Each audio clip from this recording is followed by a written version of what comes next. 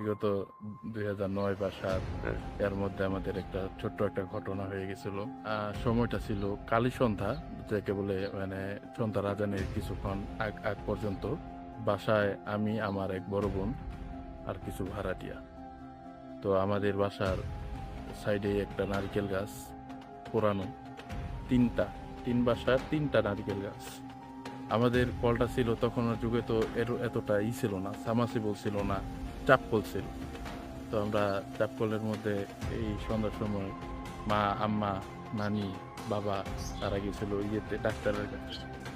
তারপর ডাক্তারের কাছে যাওয়ার পর সন্ধ্যার পর আমি যখন ঘুম থেকে উঠছি, ওঠার পর ফ্রেশ হওয়ার সময়, তো ওই জায়গায় গেছি। যাওয়ার পর পবিত্র স্থান কলের পার বা কলপার বলে, তো ওই জায়গায় যাইয়া একটু আমার ব্যাঘাত হয়েছিল। তো তখন ওই জায়গার মধ্যে যাওয়ার পরে দেখি হঠাৎ কইরা এই নারকেল গাছ থেকে একটা কি জানি একটা নামতাছে।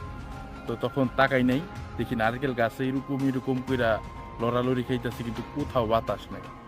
পরে একটা কালো কুসকুসে, হ্যাঁ, পা বিশিষ্ট একটা নামছে, কুকুরের মতো দেখতে, লেজ নাই, একদম কালো কুসকুসে, চুকগুলো এমন বড় বড়, লাল। পরে নাইমা নাইমা নাইমা নাইমা আইসে। আওয়ার পরে আমি তো ওর দিকে তাকাই আছি, ওইটাও আমার দিকে তাকাই আছে। তো নারকেল গাছ থেকে নামার পর হাত দিয়া, সামনের হাত দিয়া চাইপা চাইপা পানি খাইতেছে। এটা দেখার পর আমার তো তখন কোনো বেহুশ ছিল না, কোনো হুশ ছিল না, পুরো বেহুশ হয়ে গেছিলাম। তো একটা চিল্লানি দিছি, চিল্লানি দেওয়ার পর পরে ওইটা হঠাৎ কইরা আমার দিকে আবার মুখ কইরা তাকায়া মাথাটা নিচ দিকে দিয়া আবার আস্তে আস্তে নারকেল গাছের দিকে উঠে গেছে। এটা দেখার পর তারপর কি হয়েছে হঠাৎ জানি না, আমি পুরা বেহুশ হয়ে গেছি।